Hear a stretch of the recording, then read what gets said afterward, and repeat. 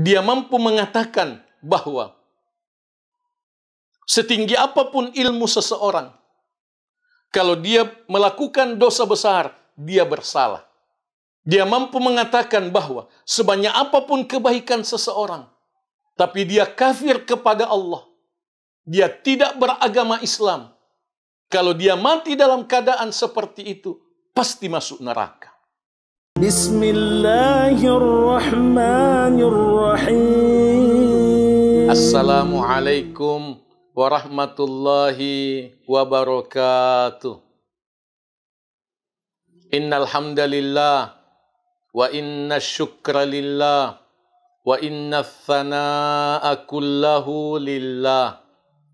Thumma salatu wassalamu ala rasulillah ala nabiyyina wa habibina Muhammad ibn Abdillah alaihi afdalus salati wa atammut taslim wala hawla wala quwata illa billahil aliyyil azim. Allahumma inna na'udzu bika min jahdil bala wa darakis syaqa wa su'il qada wa syamatatil a'da. Ya Allah, sesungguhnya kami memohon perlindungan kepadamu dari bala yang melelahkan, dari kesengsaraan yang menimpa, dari takdir yang buruk, dan dari kegembiraan musuh atas musibah yang menimpa kami. Allahumma amin. Amma ba'd. Saudara dan saudariku se-Islam, seakidah, seperjuangan yang saya cintai karena Allah, kita saling mendoakan kebaikan selalu. Alhamdulillah, kita berjumpa lagi dalam tadabbur singkat ayat-ayat taqwa. Ayat taqwa pada tadabbur kali ini ialah firman Allah Tabaraka wa Ta'ala dalam surah Al-Anfal ayat 29. A'udzu billahi minasy syaithanir rajim.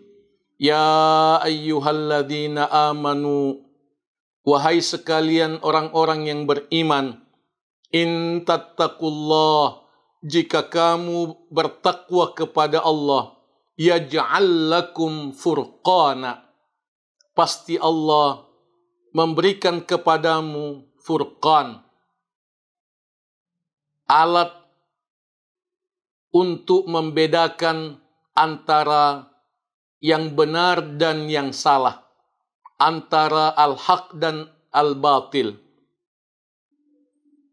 Kemampuan untuk membedakan antara kebenaran dan kebatilan.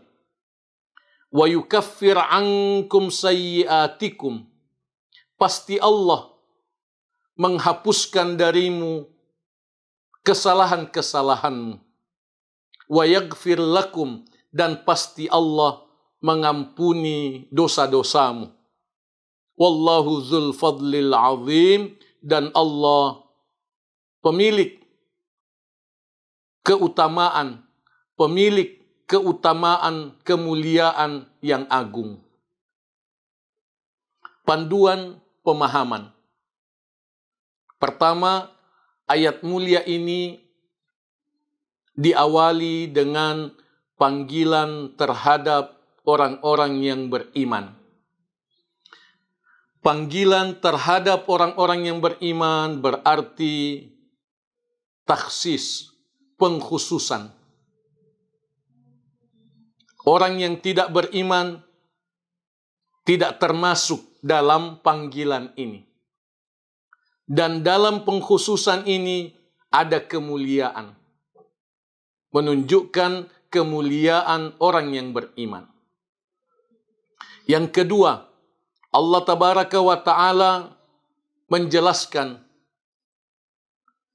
jika kamu bertakwa kepada Allah. Di sini ada motivasi Motivasi yang tergantung pada kemauan dan paksa diri, kerja keras orang yang beriman.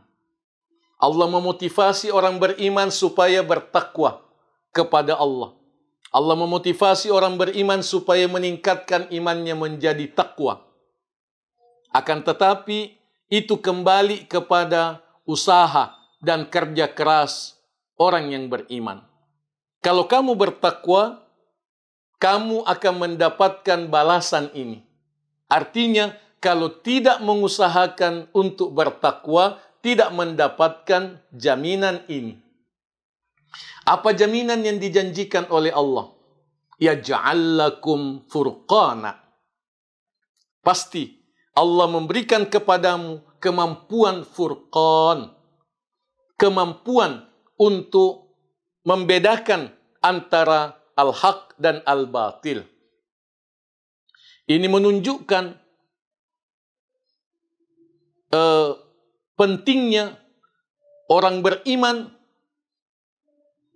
meningkatkan kemampuannya untuk membedakan al-haq dan al-batil. Oleh karena betapa sering ada keraguan, betapa sering ada kesamaran antara al-haq dan al-batil. Seringkali ada keraguan pada kebenaran itu sebagai benar-benar benar. Dan ada keraguan pada kebatilan, kekafiran sebagai benar-benar batil, betul-betul batil. Terutama pada, misalnya, orang beriman tapi miskin, tapi tetap susah, tetap gelisah. Orang yang beriman akan tetapi bermusuhan terhadap sesamanya mukmin. Itu menimbulkan keraguan pada banyak orang bahwa benarkah iman itu menjamin kebahagiaan? Di sisi lain, orang kafir akan tetapi dermawan. Orang kafir yang rajin membantu orang, membahagiakan orang. Seringkali menimbulkan keraguan pada banyak orang bahwa lebih baik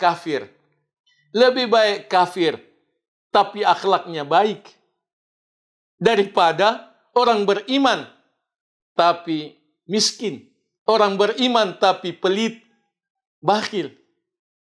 Na'udzubillah. Keraguan itu muncul karena tidak ada furqan. Keraguan itu muncul karena belum bisa membedakan antara al-haq dan al-batil. Inilah urgensi memahami ayat mulia ini. Urgensi tadabbur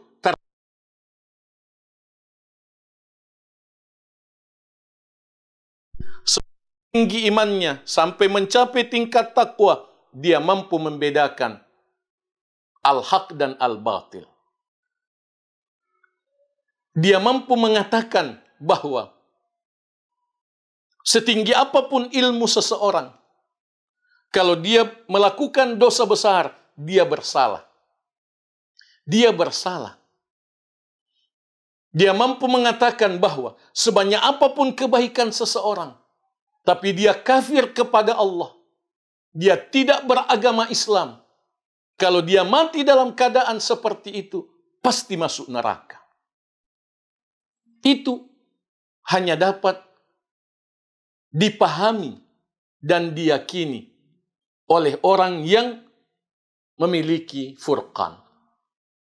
Jaminan Allah yang kedua untuk orang yang bertakwa ialah wa yukaffir ankum sayyiatikum.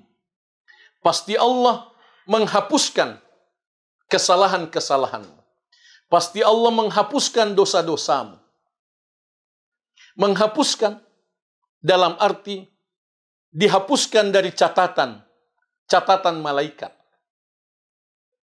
Setiap kali kita melakukan dosa, dicatat oleh malaikat.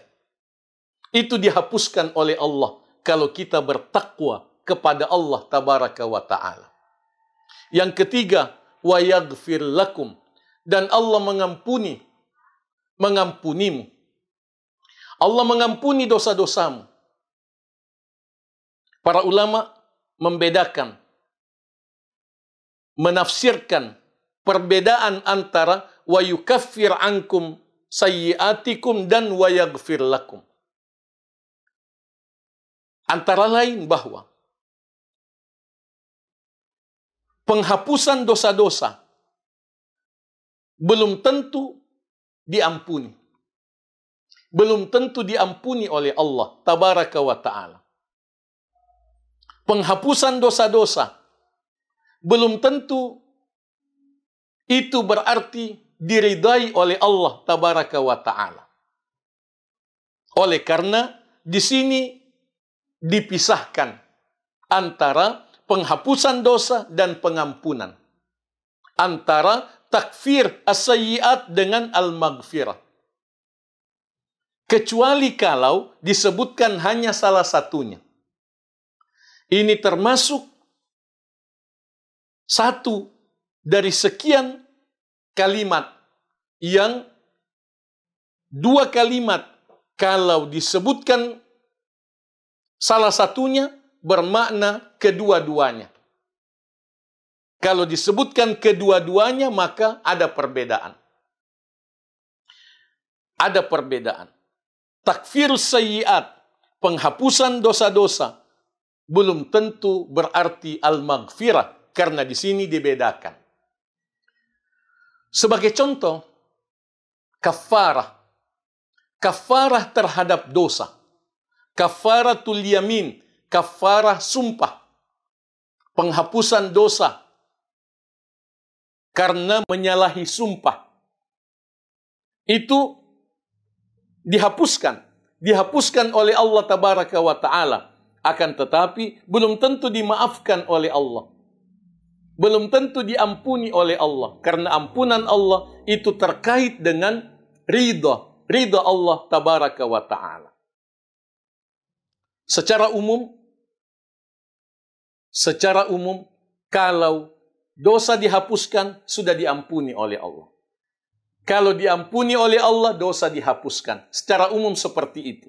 Akan tetapi, karena disebutkan kedua-duanya, demikianlah penjelasannya. Kemudian, ayat mulia ini ditutup dengan Wallahu dzul fadlil azim. Dan Allah pemilik kemuliaan yang agung. Allah pemilik keutamaan yang besar. Ini memberikan pelajaran kepada kita agar kita merenungkan keutamaan dan kemuliaan Allah tabaraka wa ta'ala. Agar kita meyakini janji dan jaminan pasti dari Allah tabaraka wa ta'ala. Pemirsa yang saya cintai karena Allah. Panduan pengamalan. Mari kita mengamalkan ayat mulia ini dengan berusaha dan berusaha keras, berusaha ikhlas, berusaha cerdas untuk meningkatkan iman kita menjadi takwa kepada Allah tabaraka wa ta'ala dengan mengamalkan karakteristik orang-orang yang bertakwa dengan niat dan harapan agar Allah memberikan kepada kita furqan, agar kita memiliki keyakinan yang teguh, meyakini kebenaran tanpa keraguan sedikit pun, agar Allah tabaraka wa ta'ala mengampuni dosa-dosa dan kesalahan-kesalahan kita. Panduan penghayatan. Mari kita hayati ayat mulia ini sebagai wujud cinta dan kasih sayang Allah kepada kita. Mari kita hayati ayat mulia ini sebagai takhsis, penghususan, dan pemuliaan Allah kepada kita. Mari kita hayati pengamalan ayat mulia ini sebagai kerja keras dari kita yang sangat membahagiakan kita untuk mendapatkan furqan, ampunan, penghapusan dosa, agar Allah tabaraka wa ta'ala benar-benar memberkahi perjuangan kita semua. Kita berdoa dan selalu berdoa. Kita berdoa dan mendoakan semua orang yang kita cintai agar Allah senantiasa menambahkan hidayahnya kepada kita dan kepada mereka.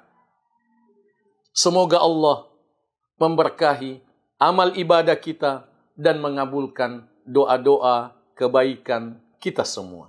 Allahumma amin. Aqulu qawli hadza wa astaghfirullah li wa lakum.